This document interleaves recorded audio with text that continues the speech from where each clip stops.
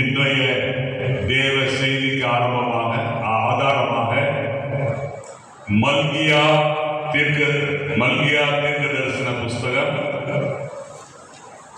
4ஆம் அதிகாரம் 1 முதல் 6 வரைக்கும் இருக்கிற வசனங்களை நாம் சேர்ந்து வாசிப்போம். மல்கியா 4ஆம் அதிகாரம் 1 முதல் 6 வரைக்கும் இருக்கிற வசனங்களை நாம் வாசிப்போம். இதோ சூளையை போல எரிகிற நாள் வரும். அப்பொழுது அகங்காரிகள் யாவரும் அக்கிரமம் செய்கிற யாவரும் துரும்பாய் இருப்பார்கள். வரப்போகிற அந்த நாள் அவர்களை சுட்டெரிக்கும். அது அவர்களுக்கு வேரையும் கொம்பையும் வைக்காமல் போகும் என்று சேனைகளின் கர்த்தர் சொல்லுகிறார். ஆனாலும் என் நாமத்துக்கு பயந்திருக்கிற உங்கள் மேல் நீதியின் சூரியன் உதிக்கும். அதன் செட்டைகளின் கீழ் ஆரோக்கியம் இருக்கும். நீங்கள் வெளியே புறப்பட்டு போய் கொழுத்த கன்றுகளைப் போல வளருவீர்கள். துன்மார்க்கரை விதிப்பீர்கள். நான் இதை செய்யும் நாளிலே அவர்கள் உங்கள் உள்ளம் கால்களின் கீழ் சாம்பலாய் இருப்பார்கள் என்று சேனைகளின் கர்த்தர் சொல்லுகிறார். ஓரேயிலே இஸ்ரவேலர் எல்லாருக்காகவும் என் தாசனாகிய மோசேக்கு நான் கற்பித்த நியாய பிரமாணமாகிய கட்டளைகளையும் நியாயங்களையும் நினைவுகள். இதோ கர்த்தருடைய பெரிதும் பயங்கரமான நாள் வருகிறதற்கு முன்னே நான் உங்களிடத்திற்கு எலியா தீர்க்கதரிசியை அனுப்புகிறேன். நான் வந்து பூமியை சங்காரத்தால் அடிக்காதபடிக்கு அவன் பிதாக்களுடைய இருதயத்தை பிள்ளைகளிடத்திற்கும் பிள்ளைகளுடைய இருதயத்தை அவர்கள் பிதாக்களிடத்திற்கும் திருப்புவான். உட்கார்கள்.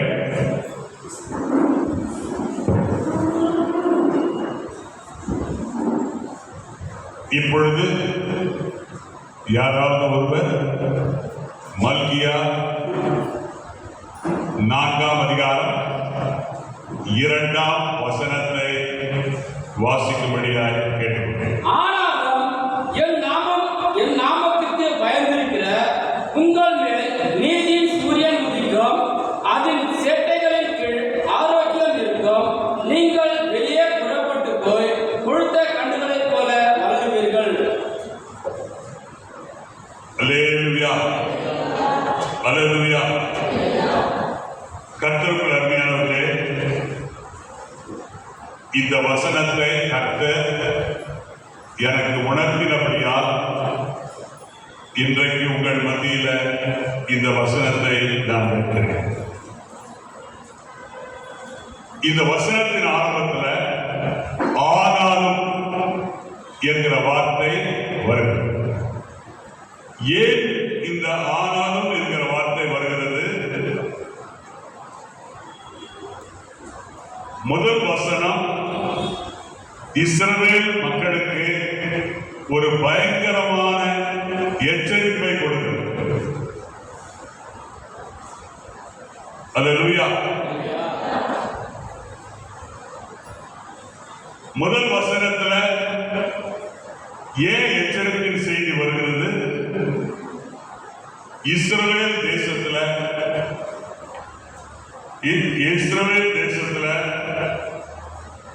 அகங்காரிகள் வசித்திருந்திருக்கிறார்கள். அக்கிரமம் செய்கிறவர்கள் இருக்கிறார்கள். ஆகவே முதல் வசனத்துல அவர்களுக்குரிய செய்தி வருகிறது. என்ன செய்தி? யாரிடத்திலிருந்து வருகிறது? சேனைகளின் கர்த்தரிடத்திலிருந்து வருகிறது. சேனைகளின் கர்த்தர் என்ன சொல்றாருன்னா, சூளை போல எரிகிற நாள் வரும். சூளை போல எரிகிற நாள் வரும். யாருக்கு வரும்? அகங்காரிகளுக்கும் அக்கிரமம் செய்கிறவர்களுக்கும் வரும். இந்த சூளை போல எரிகிற நாள்ல இந்த அகங்காரிகளும் அக்கிரமம் செய்கிறவர்களும் எப்படி இருப்பாங்க கேட்டீங்கன்னா துரும்பா இருப்பார்கள். எப்படி இருப்பாங்க? துரும்பா இருப்பார்கள். ஏன்னா இந்த எரிகிற சூளை போல எரிகிற நாள், சூளை போல எரிகிற நாள் வருகிறதுனால அவர்கள்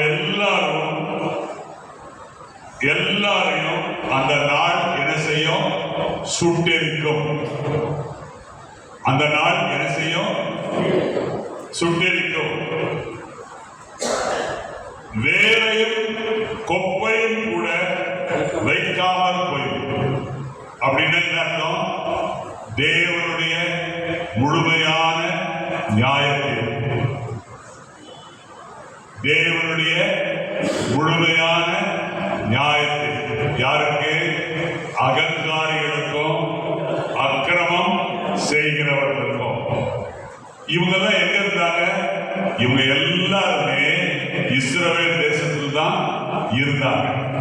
ஆனா கர்த்தருக்கு ஸ்தோத்திரம், 2வது வசனம் ஒரு வாக்கு தத்த. அல்லேலூயா. யாருக்கு வாக்கு தத்த வசனம்? என் நாமத்துக்கு பயந்திருக்கிறவர்களுக்கு வாக்கு தத்த வசனம். அது என்ன நாமம்? சேனைகளின் கர்த்தர் என்கிற நாமம். அந்த நாமத்துக்கு யார் பயப்படுகிறார்களோ அவர்களுக்கு நீதியின் சூரியன் என்ன செய்வார்? உதிப்பார். அந்த நீதியின் சூரியனுக்கு என்ன இருக்குது? செட்டைகள் இருக்கிறது. சேட்டைகள் இல்ல, செட்டைகள். செட்டைகள் இருக்கிறது. அந்த செட்டைகளின் கீழே என்ன இருக்கும்? ஆரோக்கியம் இருக்கும்.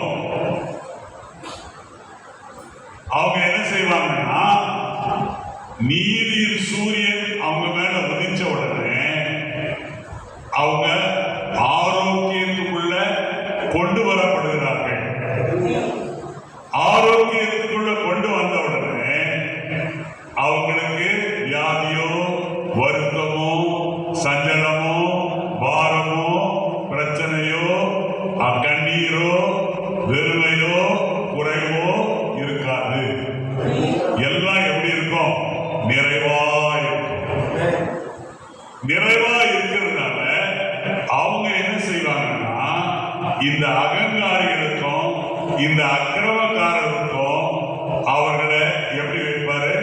சாட்சியா இருப்பார். அவங்க பார்க்கறதுக்கு எப்படி இருப்பாங்க?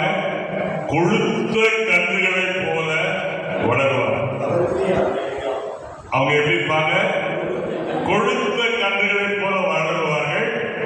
அவங்க என்ன செய்வாங்கன்னா துன்மார்க்கரை மிதிப்பார்கள்.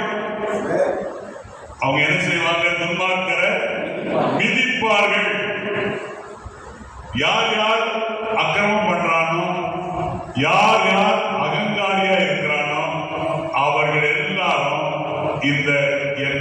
இந்த சேனைகளின் கர்த்தர் என்கிற நாமத்துக்கு யார் யார் பயப்படுகிறார்களோ அவர்களுடைய உள்ளங்கால்களின் கீழே சாம்பலாய் இருப்பார்கள். எப்படி இருப்பாங்க? உள்ளங்கால்களின் கீழே சாம்பலாய் இருப்பார்கள். கர்த்தருக்குள் பிரியமானவர்களே, சேனைகளின் கர்த்தர் என்கிற அந்த நாமத்துக்கு பயந்தவர்கள் யார்? அவர்கள் தங்கள் எஜமானுக்கு பயப்படுகிறார்கள். அவர்கள் என்ன செய்வார்கள்? பயந்ததுனால, கர்த்தருக்கு பயந்ததுனால, கர்த்தருக்கு மரியாதை கொடுத்ததுனால, கர்த்தரை தங்கள் வாழ்க்கையின் மாதிரியாய் வைத்ததுனால, கர்த்தர்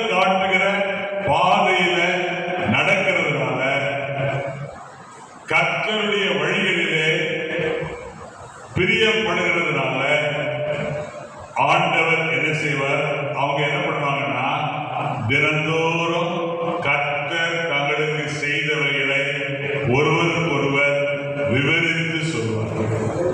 அல்லேலூயா. அது மாத்திரமல்ல, அவங்க பேசுறத கர்த்தர் என்ன செய்வாரா? கவனித்து கேட்பார். அவங்க பேசுறத கர்த்தர் என்ன பண்ணுவாரு? கவனித்து கேட்பார். ஏன்னா அவங்க பேச்சுல நல்ல ஒரு சாராம்சம் இருக்கு. என்ன சாராம்சம்? நாங்கள் சேனையின் கர்த்தருக்கு பயந்ததுனால எங்களுக்கு கர்த்தரிடத்திலிருந்து ஆசீர்வாதங்களும் அனுகூலங்களும் கிடைத்து விட்டது. அது மாத்திரமல்ல, இந்த சேனைகளின் கர்த்தருடைய நாமத்துக்கு பயப்படுகிற இந்த மக்கள் அந்த சேனைகளின் தேவன், சேனைகளின் கர்த்தர் இந்த நாமத்தை அவங்க என்ன செய்வாங்கன்னா தியானித்துக் கொண்டே இருப்பார். அவங்க என்ன செய்வாங்க? தியானித்துக் கொண்டே இருப்பார். ஏனென்றால் இந்த கர்த்தர் சாதாரண கர்த்தர் அல்ல, சேனைகளுக்கு கர்த்தர். ஆமென். ஆகினால அவங்களுக்கு என்ன நம்பிக்கை இருக்குது? எங்களுக்கு நிச்சயமாக பாதுகாப்பு உண்டு. ஆமென். அல்லேலூயா. கர்த்தருக்குள் அருமையானவர்களே, மறுபடியுமாக இந்த 2வது வசனத்தை வாசியுங்கள்.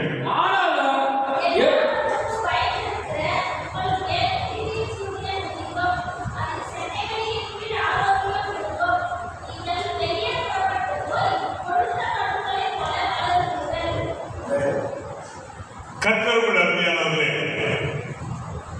இந்த வசனத்திலிருந்து நமக்கு கிடைக்கிற செய்தி என்ன?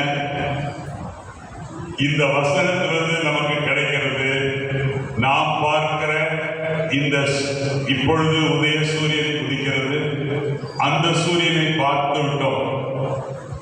ஆனா நாம் பார்க்க வேண்டிய சூரியன், ஒரு சூரியன் இருக்கிறது. அல்லேலூயா. அந்த சூரியன் யாரு? அவர் உதய சூரியன் அல்ல, நீதியின் சூரியன். அந்த சூரியன் எப்படிப்பட்ட சூரியன்? நீதியின் சூரியன். இந்த நீதியின் சூரியன் யாரு? ஆண்டவராகிய இயேசு கிறிஸ்து. இந்த நீதியின் சூரியன் யாரு? ஆண்டவராகிய இயேசு கிறிஸ்து. இந்த நீதியின் சூரியன் இந்த டிசம்பர் மாதத்துல உங்களுக்கு எனக்கும் என்ன செய்யும்? எதுக்காக அவர் உதிக்கிறார்? முதலாவது, தெய்வீக ஒளியை உங்கள் மேல் வீச செய்கிறார். டிவைன் லைட், தெய்வீக ஒளியை உங்கள் மேல் வீச செய்கிறார். வீசின உடனே நீங்க ஒவ்வொருத்தரும் தெய்வத்தை போல மாறிவிடுவீர்கள். உலகம் உங்களை வேறு விதமாக அடையாளம் காணும். நீங்கள் இந்த உலகத்தில் இருந்தாலும் உலகத்துக்கு சொந்தமானவர்கள் அல்ல. அல்லேலூயா. ஆமென். அது மாத்திரம் அல்ல, இந்த தெய்வீக ஒளி உங்களுக்கு எனக்கு ஏன் வேணும்? இந்த தெய்வீக ஒளி ஒரே இடத்துல அப்படியே உங்க மேல நிக்கிற ஒளி அல்ல. இந்த ஒளி என்ன செய்யணும்னா உங்களை வழி நடத்தும். இந்த தெய்வீக ஒளி உங்களை என்ன செய்யும்? வழி நடத்தும். இன்னொரு நல்ல செய்தி என்னவென்றால், யார் யார் தங்கள் விசுவாசத்தை இந்த தெய்வீக ஒளியில, இந்த தெய்வீக வழி நடத்துதலிலே யார் யார் தங்கள் விசுவாசத்தை வைக்கிறார்களோ அவர்களுக்கெல்லாம் ஆரோக்கியத்தை இந்த ஒளி, தெய்வீக ஒளி, தெய்வீக வழி நடத்துதல் கொண்டு வரும். அல்லேலூயா. அல்லேலூயா. இப்போ நமக்கு ஒளி ஏன் வேணும்? ஒளியை முதலாவது என்ன செய்து இருளை அகற்றிவிடு. ஒளி என்ன செய்து இருளை அகற்றிவிடு. அடுத்தது என்ன செய்து பூமியை அனலாக்குகிறது. அடுத்தது என்ன செய்துங்க பூமியை அனலாக்குகிறது. இந்த ஒளி யார் யாரை தொடுமோ அவர்களுக்கு ஜீவனையும் வாழ்வையும் கொடுக்கிறது. இந்த ஒளி யார் யாரை தொடுமோ அவர்களுக்கு ஜீவனும் வாழ்வும் கிடைக்கும்.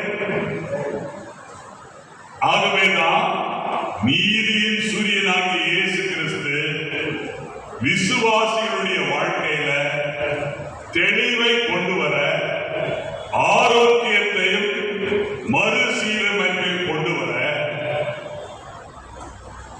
இந்த 7ஆம் தேதி முதல் உங்கள் மேல் பிரகாசித்துக் கொண்டே இருப்பார். எத்தனை பேர் விசுவாசிக்கிறீங்க? அல்லேலூயா, அல்லேலூயா. ஆகவே கர்த்தருடைய அருமையானவர்களே, நீங்கள் எல்லாரும் தேவனுக்கு பயப்படுகிறவர்கள் என்று நான் விசுவாசிக்கிறேன். தேவனுக்கு பயப்படுகிற உங்களுக்கு ஆண்டவர் என்ன கொடுக்கிறார்? ஆழ்ந்த அறிவுள்ள வாக்குத்தத்தத்தை கொடுக்கிறார். என்ன வாக்குத்தத்தம்? சூரியன் உதிக்கிற ஆரோக்கியம். சூரியன் உதிக்கிற ஆரோக்கியம். இந்த ஆரோக்கியம் எங்க இருக்கும்? யார் யார் இந்த நீதியின் சூரியனுடைய செட்டைகளுக்கு கீழே வருகிறார்களோ அவர்களுக்கு ஆரோக்கியம் நிச்சயமாக கிடைக்கும். அது மாத்திரமல்ல, தேவன் உங்கள் மேல் கரிசனை உள்ளவராய், அக்கறை உள்ளவராய், உங்களை பாதுகாக்கிறவராய், உங்களை பராமரிக்கிறவராய், உங்களை போஷிக்கிறவராய் அவர் இருப்பார். அது மாத்திரமல்ல, இந்த சட்டைகளின் கீழே நீங்க வந்துட்டீங்கன்னா உங்களுடைய வாழ்க்கையில மறுமலர்ச்சி வரும். உங்க வாழ்க்கையில என்ன வரும்? மறுமலர்ச்சி வரும். அது மாத்திரமல்ல, நீங்க எப்பொழுது இந்த நீதியின் சூரியனுடைய சட்டைக்கு கீழே வந்து விட்டீர்களோ அப்பொழுது கர்த்தர் உங்களுக்கு வல்லமையை கொடுப்பார். அந்த வல்லமை வெறும் தங்கி இருக்கிற வல்லமை அல்ல, உங்களை செயல்முறைப்படுத்துகிற வல்லமை. ஆமென், அல்லேலூயா. இந்த உலகத்துல நாம் வாழ்கிறோம். இந்த உலகம் எப்படி இருக்கிறது? இந்த உலகம் எப்படி இருக்கிறது? ஆவிக்குரிய இருள் சூழ்ந்த இந்த உலகத்துல என்ன உண்டு? எங்க பார்த்தாலும் குழப்பமாய். இந்த உலகத்துல ஆவிக்குரிய இருள் இருக்கிறது, இருள் சூழ்ந்து இருக்கிறது. இந்த உலகத்துல குழப்பம் இருக்கிறது. அது மாத்திரமல்ல, இந்த உலகத்தில் இருக்கிற மக்கள் புதிய புதிய வியாதியினால பாதிக்கப்பட்டார்கள். உலகத்தில் இருக்கிற மக்களுக்கு என்ன தேவை? சமாதானம். உலகத்தில் இருக்கிற மக்களுக்கு என்ன தேவை? தேவனுடைய வழி நடத்துதல் தேவை. உலகத்தில் இருக்கிற மக்களுக்கு என்ன தேவை? மறுசீரமைப்பு தேவை. இதை கண்டடைவதற்கு தினந்தோறும் மக்கள் போராடி கொண்டே இருக்கிறார்கள். நான் ஒரு 13 ஆண்டுகள் வேறொரு நாட்டில் இருந்தேன். அந்த நாட்டில் இருக்கும் பொழுது ஜனங்க அந்த ஊர்ல இருக்கிற ஜனங்களுக்கு நிறைய பணம், நல்ல சௌகரியம். ஒரு வீட்டுல பாத்தீங்கன்னா குறைஞ்சபட்சம் 3-4 கார். நீ நீச்சல் குளம் எல்லாம். ஆனா நீங்க அந்த நாட்டுடைய மக்களை பார்த்தீங்கன்னா மக்கள் எல்லாம் எப்படி இருப்பாங்கன்னா பாவ இருள் சூழ்ந்த மக்களா இருப்பாங்க. அந்த மக்களை நீங்க பார்த்தீங்கன்னா எப்பொழுதும் குழப்பத்தில் இருப்பாங்க. அந்த மக்கள்கிட்ட நான் பேசுவேன், அவங்க பாஷையில பேசும்போது அவங்க சொல்லுவாங்க, எனக்கு சமாதானமே இல்லை. ஏன் நீ சோர்வா இருக்கிற அப்படின்னு நான் அந்த பாஷையில கேட்டேன்னா அவங்க என்ன பதில் சொல்லுவாங்கன்னா, நான் குழப்பத்தில் இருக்கிறேன். கர்த்தருடைய பிள்ளையே, இன்றைக்கு நம்ம உலகத்திலிருந்து திருச்சபைக்குள்ள வந்திருக்கோம். அல்லேலூயா. உலகத்துலதான் குழப்பம், உலகத்துலதான் பாவ இருள் சூழ்ந்திருக்கு, உலகத்துலதான் சமாதானம் இல்லை, உலகத்துலதான் வியாதி, புதிய புதிய வியாதிகள் வந்து. ஆனா ஆண்டவர் சொல்றாரு, மகனே மகளே, உன்மேல் இந்த டிசம்பர் 7ஆம் தேதி நான் உதிக்கிறேன். எப்படி உதிக்கிறேன்? நீதியின் சூரியனாக உதிக்கிறேன். அல்லேலூயா, அல்லேலூயா. ஏன் உதிக்கிற? இங்க உட்கார்ந்து இருக்கிற ஒவ்வொருவருடைய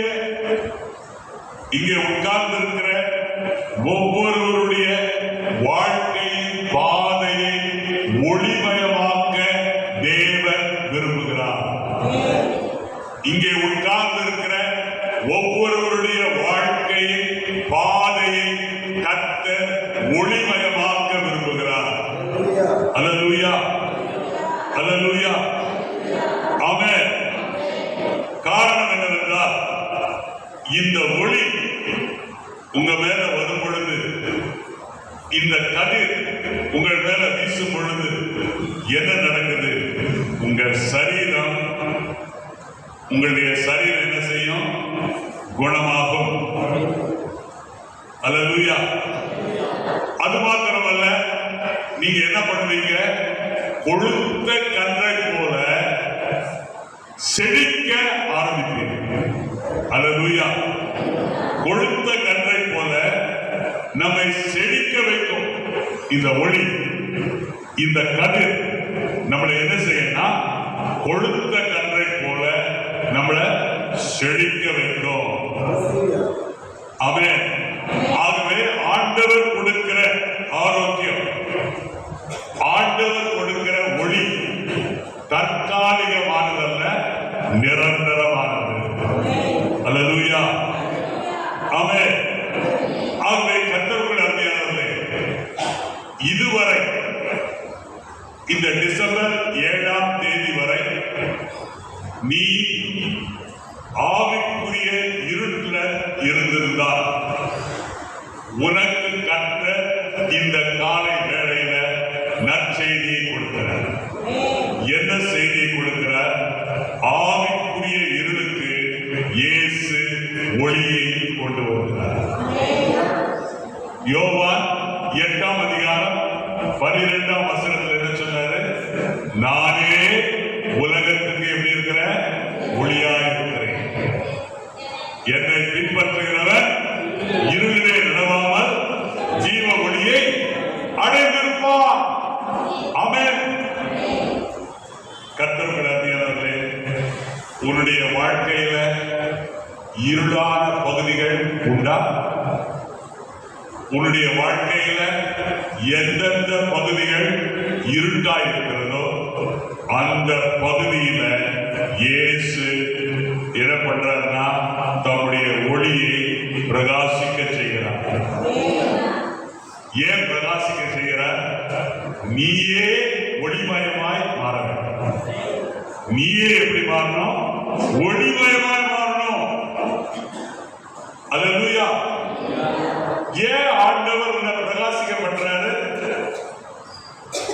ஏன் பிரகாசிக்க பண்றாருன்னா, உன்னை இதுவரைக்கும் வழி நடத்தினது உன்னுடைய உன்னை இதுவரைக்கும் வழி நடத்தினது உன்னுடைய சுய சித்தம். உன்னை இதுவரைக்கும் வழி நடத்தினது உன்னுடைய நண்பர்கள். ஆனால் ஆண்டவர் உன்னை பிரகாசிக்க செய்கிறார். ஏனென்றால் நீ என்ன செய்யணும்? இன்றிலிருந்து தேவன் என்னை வழி நடத்துகிறார். அல்லேலூயா, அல்லேலூயா. ஆகவே எதற்காக வழி நடத்துகிறார்? நீ அவருடைய வழி நடத்துதலை புரிந்து கொள்ளணும். நீ அவருடைய வழி நடத்துதல் என்ன செய்யணும்? புரிந்து கொள்ளணும். அப்படி புரிந்து கொள்ளும் போது உனக்கு என்ன கிடைக்கும்? வெளிப்பாடு கிடைக்கும். என்ன கிடைக்கும்? வெளிப்பாடு கிடைக்கும். அல்லேலூயா, ஆமென். கர்த்தருக்குள் அருமையானவர்களே, இருளை இயேசுவை பின்பற்றினால் நாம் ஒளியிலே நடத்தப்படுவோம். இயேசுவை பின்பற்றினால் நாம் ஒளியில நடத்தப்படுவோம். இனி ஒருபோதும் நம்முடைய வாழ்க்கையில ஆவிக்குரிய குழப்பமோ ஆவிக்குரிய வஞ்சனையோ நடப்பதே கிடையாது. ஏசாயா 60ஆம் அதிகாரம் 1-3 வரைக்கும் வாசிங்க. எழும்பி பிரகாசி, உன் ஒளி வந்தது, கர்த்தருடைய மகிமை உன்மேல் உதித்தது. இதோ இருள் பூமியையும் காரிருள் ஜனங்களையும் மூடும். ஆனாலும் உன்மேல் கர்த்தர் விழிப்பார், அவருடைய மகிமை உன்மேல் காணப்படும். உன் வெளிச்சத்தின் இடத்துக்கு ஜாதிகளும், உதிக்கிற உன் ஒளியின் இடத்துக்கு ராஜர்களும் நடந்து வருவார்கள். இந்த 3 வசனமும் நமக்கு என்ன சொல்லுது அப்படின்னா, நல்லா கவனிங்க. இந்த 3 வசனமும் நமக்கு என்ன சொல்லுதுன்னா, தேவனுடைய ஒளி நம்முடைய இருதயத்தை மறுமலர்ச்சி அடைய செய்கிறது. தேவனுடைய ஒளி நம்முடைய இருதயத்தை என்ன செய்யுதுங்க? மறுமலர்ச்சி அடைய செய்கிறது. மறுமலர்ச்சி அடைய செய்கிறது மாத்திரமல்ல, பரிசுத்தத்திற்கும் கீழ்ப்படிதலுக்கும் உரிய வழியை காட்டுகிற ஒளி இந்த ஒளி. இந்த ஒளி உன்னை என்ன செய்யும்? பரிசுத்தத்துக்கு என்ன பாதை, கீழ்ப்படிதலுக்கு என்ன பாதை என்பதை உனக்கு காண்பிக்கிற ஒளிதான் இந்த ஒளி என்று ஏசாயா 60ஆம் அதிகாரம் 1-3 வரைக்கும் நம்ம பார்க்கிறோம். கர்த்தருக்குள் அருமையானவர்களே, 11 மாசம் வாழ்க்கையில சந்தோஷமே இல்லாம இந்த இடத்துல வந்து உட்கார்ந்துருக்கியா? ஆண்டவர் சொல்றாரு, இந்த ஒளி முதல் முறையாக இந்த டிசம்பர் 7ஆம் தேதி உன் வாழ்க்கையில சந்தோஷத்தை கொடுக்கும். அல்லேலூயா, ஆமென். சங்கீதம் 84:11 வாசிங்க. சங்கீதம் 84:11.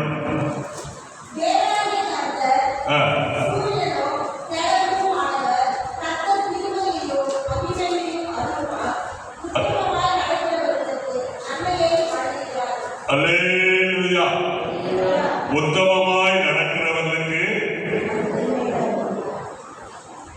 இந்த வசனத்துல முக்கியமான காரியம் என்ன தெரியுங்களா?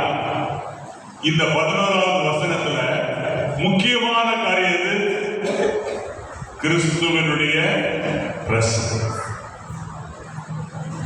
கிறிஸ்துவனுடைய பிரசனம் என்ன செய்யும்? உன்னுடைய சோர்வை, உன்னுடைய வேதனையை, உன்னுடைய வருத்தத்தை, உன்னுடைய மனபாரத்தை அகற்றிவிடும். அல்லேலூயா. அகற்றிவிட்ட பிற்பாடு நீ எப்படி இருப்ப? உற்சாகமா இருப்ப. நீ எப்படி இருப்ப? உற்சாகமா இருப்ப. அது மாத்திரம் அல்ல, ஆண்டவர் உனக்கு வாழ்க்கையில திருப்தியை கொடுப்பார். ஆமென். அல்லேலூயா. அடுத்தபடியாக நாம் பார்க்கிற காரியம் என்னன்னா, லூக்கா 1ஆம் அதிகாரம் 78-79 வாசிங்க. லூக்கா 1ஆம் அதிகாரம் 78-79.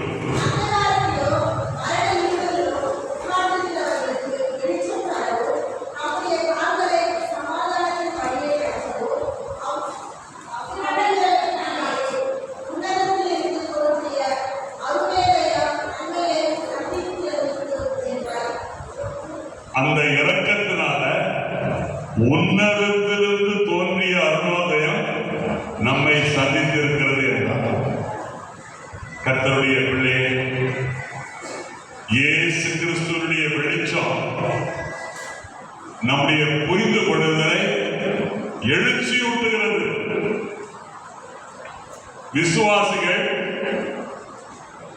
விசுவாசிகளாகிய நாம் நம்பிக்கையில தைரியமா இருக்க இந்த வெளிச்சம் நமக்கு உதவி செய்யும். விசுவாசிகள் தைரியமா இருக்க இந்த வெளிச்சம் நமக்கு உதவி செய்கிறது. அது மாத்திரமல்ல, இந்த வெளிச்சம் என்ன பண்ணுதுன்னா தேவனுடன் நம்மை நடக்க செய்கிறது. இந்த வெளிச்சம் தான் இன்றைக்கு நமக்கு தேவை. அல்லேலூயா, அல்லேலூயா, ஆமென். கர்த்தருக்குள் அருமையானவர்களே, நீதியின் சூரியனுக்கு என்ன உண்டு? செட்டைகள் உண்டு. அந்த செட்டைகளின் கீழே என்ன உண்டு? ஆரோக்கியம் உண்டு. இந்த ஆரோக்கியம்னா என்ன? ஆரோக்கியம்னா சுகம் இல்ல. ஆரோக்கியம் என்றால் என்னன்னா சுகமான, குணமான, சொஸ்தமாகக்கூடிய ஒரு நிலை, ஒரு சூழ்நிலை. அந்த நிலையில இந்த நீதியின் சூரியன் உன்னை வைத்துவிடும். அல்லேலூயா, அல்லேலூயா. மனிதர்களாகிய நமக்கு சரீர பிரகாரமான வியாதிகள் உண்டு. மனிதர்களாகிய நமக்கு உணர்ச்சி பூர்வமான வியாதிகள் உண்டு. மனிதர்களாகிய நமக்கு ஆவிக்குரிய வியாதிகள் உண்டு. இந்த மூன்று வியாதிகளிலிருந்தும் கர்த்தர் உன்னை விடுதலையாக்கி உன்னை ஆரோக்கியத்துக்குள்ள கொண்டு வந்து உனக்கு கர்த்தர் மறுசீரமைக்க விரும்புகிறார். அல்லேலூயா, அல்லேலூயா. சங்கீதம் 103:2 வாசிங்க. என் ஆத்துமாவே கர்த்தரை ஸ்தோத்திரி, அவர் செய்த சகல உபகாரங்களையும் மறவாதே. அவர் உன் அக்கிரமங்களை எல்லாம் மன்னித்து உன் நோய்களை எல்லாம் குணமாக்கி உன் பிராணனை அழிவுக்கு விலக்கி விட்டு உன்னை கிருபையினாலும் இரக்கங்களாலும் முடிசூட்டி. இயேசு என்ன பண்ணுவார்னா உன்னுடைய ஆத்துமாவை தேற்றுவார். அது மாத்திரமல்ல, குற்ற மனப்பான்மையிலிருந்து உன்னை விடுதலையாக்குவார். மூன்றாவது என்ன செய்வார்? வெட்கம், உணர்ச்சி பூர்வமான காயங்களிலிருந்து ஆண்டவர் உன்னை தேற்றுகிறார். வெட்கம், உணர்ச்சி பூர்வமான காயங்களிலிருந்து ஆண்டவர் உன்னை தேற்றுகிறார். ஆகவேதான் நம்ம என்ன செய்யணும்? நம்ம ஜெபத்துக்கு நம்மை அர்ப்பணிக்கணும். ஜெபத்துக்கு நம்ம அர்ப்பணிச்சோம்னா ஆண்டவர் சொல்றாரு, இயேசுவின் குணமாக்கும் வல்லமையில நீ விசுவாசம் வைக்கும் பொழுது தெய்வீக ஆரோக்கியத்தை நீங்கள் பெற்றுக்கொள்ள முடியும். மருத்துவமனைக்கு போகாமலேயே, டாக்டர்களை சந்திக்காமலேயே உனக்கு தெய்வீக ஆரோக்கியம் வேணும்னா நீ என்ன பண்ணணும்? முதலாவது ஜெபத்திற்கு உன்னை அர்ப்பணிக்கணும். ஜெபத்துக்கு அர்ப்பணித்து என்ன செய்யணும்? இயேசு கிறிஸ்துவனுடைய குணமாக்கும் வல்லமையில நீ விசுவாசம் வைக்கணும். விசுவாசம் வைப்பதனால உனக்கு என்ன கிடைக்கும்? தெய்வீக ஆரோக்கியம் நிச்சயமாக கிடைக்கும். பாருங்க, நீங்க எல்லாருமே மருத்துவமனைக்கு போறீங்க. மருத்துவமனையில டாக்டர் சுருக்குன்னு ஊசி போடுறாரு. அதுக்கப்புறம் என்ன பண்றாரு? மருந்து கொடுக்கிறாரு, எல்லாம் செய்யறாரு. ஆனா ஆரோக்கியம் எங்கிருந்து வரும்? மருந்து மாத்திரையிலிருந்து வருமா? நீதியின் சூரியனாயிருக்கிற இயேசு கிறிஸ்துவினுடைய செட்டையிலிருந்து வரும். அல்லேலூயா, அல்லேலூயா. நீ 1008 மருந்து எடுத்து பாரு. ஒரு மருந்தை சாப்பிட்டா ஒரு வியாதி போய் இன்னொரு வியாதி வரும். ஆனா நீ நேரா எங்க வரணும்? நீதியின் சூரியன் கிட்ட வா. நீதியின் சூரியனுடைய சட்டைகளின் கீழே வந்துடுச்சுன்னா நான் சொன்ன மாதிரி உன்னை நீ ஜெபத்துக்கு அர்ப்பணிச்சு இயேசு கிறிஸ்துவனுடைய குணமாகும் வல்லமையில விசுவாசம் வச்சினா நேரடியா ஆரோக்கியத்தை கத்த உன் சரீரத்துக்குள்ள, உன் ஆத்மாவுக்குள்ள, உன்னுடைய ஆவிக்குள்ள அவர் அனுப்புவார். அல்லேலூயா. இதை நீ செய்து பாரு. உனக்கு ஆரோக்கியம் கிடைக்குதா இல்லையா? அல்லேலூயா. பாருங்க, ஒரு தம்பதியர் ரத்த புற்றுநோயோடு சிஎம்சி மருத்துவமனைக்கு வந்தாங்க. சிஎம்சி மருத்துவமனையில இலங்கையில அவங்க இருந்தாங்க. இலங்கையில சொல்லிட்டாங்க, இனி நீ சாக போற, 3 மாசம் தான் உனக்கு டைம், 3 மாசம் தான் உனக்கு டைம். அவங்க ஒரு நம்பிக்கையோட இலங்கையிலிருந்து சிஎம்சி மருத்துவமனைக்கு வந்தாங்க. வந்த உடனே டாக்டர் ஒரு விசுவாசி தான். ஆனா அவர் என்ன சொல்லிட்டாருன்னா, மறுபடியும் ரத்த பரிசோதனை செய்து பார்க்கிறோம், ரொம்ப முற்றி போன நிலைமையில இருந்துச்சுன்னா 2-3 மாசம் தான் நீ உயிரோடு இருப்ப, இல்லாவிட்டா மறித்து போயிடுவ அப்படின்னு சொல்லிட்டாரு. அவங்க என்ன பண்ணாங்கன்னா, சிஎம்சி மருத்துவமனையில செயல்பட்டு கொண்டிருந்த ஒரு ஜெபக்குழுவுக்கு வந்தாங்க. நாளைக்கு ரத்த பரிசோதனைனா இன்னைக்கு ராத்திரி வந்த உடனே அந்த சிங்கள குடும்பம் ஜெபத்திற்கு தங்களை ஒப்பு கொடுத்து இயேசு கிறிஸ்துவினுடைய குணமாக்கும் வல்லமையில விசுவாசம் வைத்த பிற்பாடு அடுத்த நாள் காலையில ரத்த பரிசோதனைக்கு போனா ரத்தம் புத்தம் புதிய ரத்தமாக இருந்தது. அல்லேலூயா, அல்லேலூயா. இது கதை அல்ல, கட்டுக்கதை அல்ல, நடந்த உண்மை. ஒரு கேன்சர் செல் கூட அந்த ரத்தத்துல இல்லை என்பதை ஆண்டவர் நிரூபித்தார்.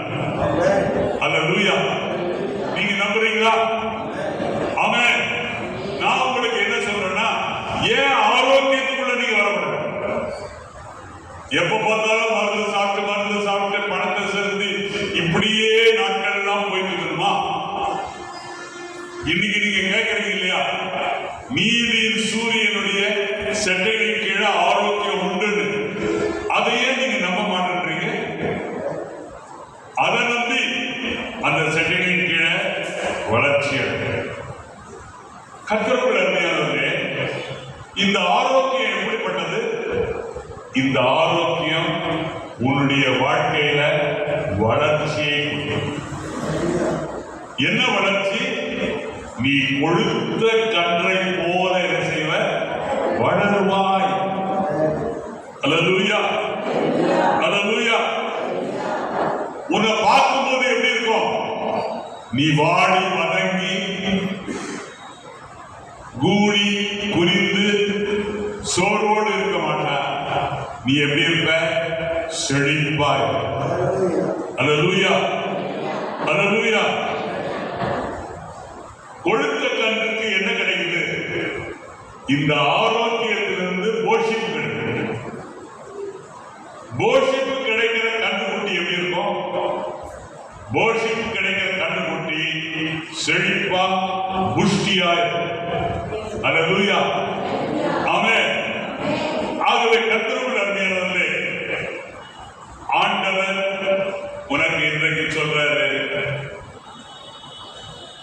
நீதியின் சூரியன் உன்மேல் என்ன செய்யும்? உதிக்கும். ஆமென். அல்லேலூயா.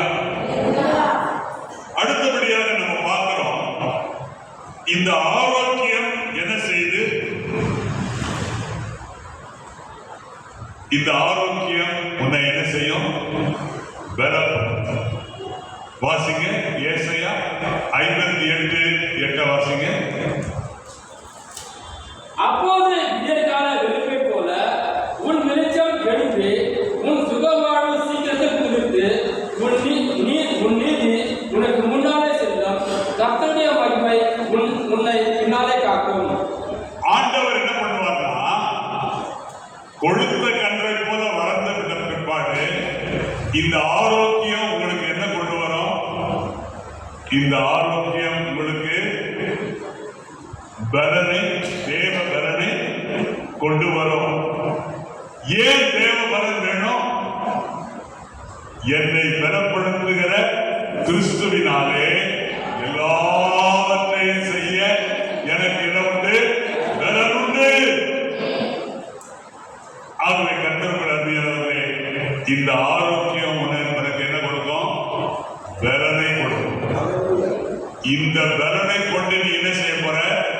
இந்த காட்பாடியில கர்த்தருக்காக சேவை செய்ய போகிறார். அல்லேலூயா, அல்லேலூயா, ஆமென். இப்ப வாசிங்க யோவான் 4ஆம் அதிகாரம் 22 30 வரைக்கும் வாசிங்க. அப்பொழுது அந்த ஸ்திரீ தன் முகத்தை வைத்துவிட்டு ஊருக்குள்ளே போய் ஜனங்களை நோக்கி, நான் செய்த எல்லாவற்றையும் ஒரு மனுஷன் எனக்கு சொன்னார். அவரை வந்து பாருங்கள், அவர் கிறிஸ்துதானே என்றார். அப்பொழுது அவர்கள் ஊரிலிருந்து புறப்பட்டு அவரிடத்தில் வந்தார்கள். இப்படி நடக்கையில் சீஷர்கள் அவரை நோக்கி, ரபி, போஜனம் பண்ணும் என்று கேட்டுக்கொண்டார்கள். பாருங்க, இந்த சமாரிய ஸ்திரீ ஒரு பலவீனமான ஸ்திரீ. ஏனென்றால் இவளுடைய வாழ்க்கை இருள் நிறைந்த வாழ்க்கை, குழப்பம் நிறைந்த வாழ்க்கை. இவர் யார்? இந்த சமாரிய ஸ்திரீ யாரை சந்திக்கிறார்? நீதியின் சூரியனாயிருக்கிற இயேசு கிறிஸ்துவை சந்திக்கிறார். அல்லேலூயா. இயேசுவை எதிர்கொண்ட பொழுது அவர் செய்த முதல் காரியம் என்ன? தண்ணீர் குடத்தை கீழே வைக்கிறார். அல்லேலூயா, அல்லேலூயா, ஆமென். தண்ணீர் குடத்தை ஏன் கீழே வச்சா? அவள் சந்தித்தது உலகத்துக்கு ஒளியாயிருக்கிற ஆண்டவராகிய இயேசு கிறிஸ்துவை அவள் சந்தித்தார். அவளுக்கு என்ன இஷ்டம் இல்லை? நான் இந்த குடத்துல தண்ணியை கொண்டு போய் நேற்று நடத்தின வாழ்க்கையை போல இன்னும் தொடர்ந்து அதே மாதிரி வாழ்க்கையை நடத்த நான் விரும்பவில்லை. ஆகவே பழையவைகளெல்லாம் ஒழிந்து போயின. ஆகவே என்னுடைய பழைய பாரம்பரியம், என்னுடைய பழைய சுபாவம், என்னுடைய பழைய தொழில் எல்லாவற்றையும் நான் நஷ்டமும் குப்பையுமாக எண்ணுகிறேன். ஆகவே அவன் என்ன பண்ணா? குளத்தை வச்சுட்டு இந்த சமாரிய ஸ்திரீ எப்படி மாறினா? ஆண்டவராகிய இயேசு கிறிஸ்துவுக்கு வல்லமையுள்ள சாட்சியாக மாறினார். அல்லேலூயா, ஆமென், ஆமென். இயேசு கிறிஸ்து இந்த சமாரிய ஸ்திரீக்கு முதல்ல என்ன கொடுத்தார்? முதல்ல நீதியின் சூரியன் சமாரிய ஸ்திரீயின் மேல பிரகாசித்தது. பிரகாசித்த உடனே அவளுக்கு என்ன கிடைத்தது? ஒளி கிடைத்தது. பிரகாசித்த உடனே என்ன கிடைத்தது?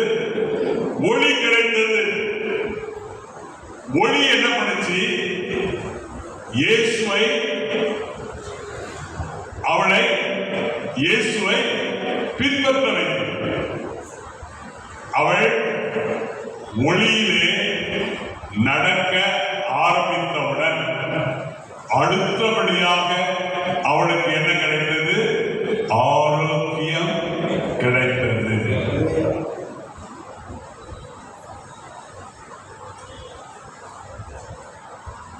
ஆரோக்கியம் கிடைத்தவுடனே அவ என்ன செய்தாள்? இதுதான், இந்த ஆரோக்கியம் தான் என்னுடைய வாழ்க்கையின் நோக்கம். இந்த ஆரோக்கியம் தான் என்னுடைய வாழ்க்கையின் நோக்கம். ஆகவே இந்த ஆரோக்கியம் வந்தவுடனே இதுதான் வாழ்க்கையின் நோக்கம் என்பதை புரிந்து கொண்டு இந்த ஆரோக்கியம் என்ன செய்தது? அவளை சக்திப்படுத்தினது. அல்லேலூயா. சக்திப்படுத்தின பிற்பாடு அவள் என்ன செய்தாள்? வீட்டுக்குள்ள இருந்துகிட்டு பாவத்தை செய்யாம அவ என்ன பண்ணா? கிறிஸ்துவின் சேனை வீரராக மாறிவிட்டார். கிறிஸ்துவின் சேனை வீரராக மாறினார். கர்த்தருடைய பிள்ளை, நீ இன்றைக்கு என்ன செய்யணும்? இயேசுவை நீ சந்திப்பாய். யார் யார் இயேசுவை சந்திப்பீர்கள்? அல்லேலூயா. நீதியின் சூரியனை யார் சந்திப்பீங்க? ஆமென். இந்த சமாரிய ஸ்திரியை போல நீங்க என்ன செய்யணும்? குடத்தை கீழே என்ன செய்யணும்? குடத்தை கீழே வச்ச உடனே அவ என்ன பண்ணா? குடத்தை கீழே வச்ச உடனே பழையவைகளெல்லாம் ஒழிந்து. அல்லேலூயா. அல்லேலூயா. எல்லாம் புதிதாயின. பழையவைகளெல்லாம் ஒழிந்து போய் எல்லாம் புதிதாய். எல்லாம் புதிதான உடனே அவளுடைய வாழ்க்கையில ஒளி, அவளுடைய வாழ்க்கையில ஆரோக்கியம் வந்த உடனே அவ என்ன செய்தா? இனி நான் யாருக்காக வாழ்வேன்? இயேசுவுக்காக. நான் இந்த விபச்சார தொழில இனி செய்ய மாட்டேன். நான் என்ன செய்ய போறேன்? இயேசுவின் பின்னால் நான் செல்வேன், திரும்பி பார்க்க மாட்டேன். அவ என்ன செய்தா? 30வது வசனம் என்ன சொல்லுங்க?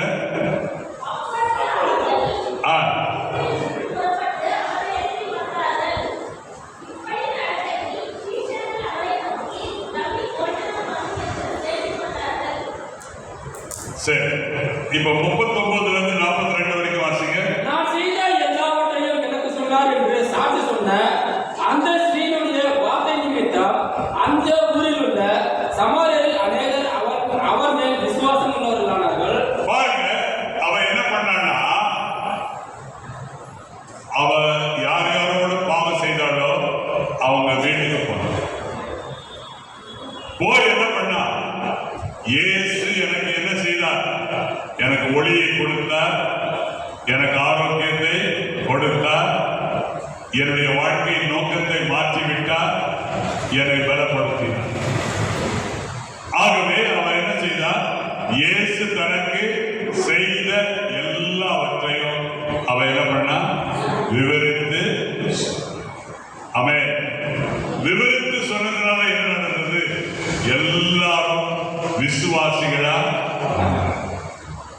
கர்த்தருடைய பிள்ளையே, இன்றைக்கு நீதியின் சூரியனாயிருக்கிற இயேசு கிறிஸ்து உன்மேல் உதிக்க ஆயத்தமாயிருக்கிறார். அல்லேலூயா. அவருடைய சட்டைகளின் கீழ் ஆரோக்கியம் உண்டு. இயேசு கிறிஸ்து எப்படி இருக்கிறாரு? உலகத்துக்கு ஒளியாயிருக்கிறார். அல்லேலூயா. அந்த ஒளி எப்படிப்பட்ட ஒளி? ஜீவ ஒளி. நாம் எல்லாரும் எழுந்திருப்போமா?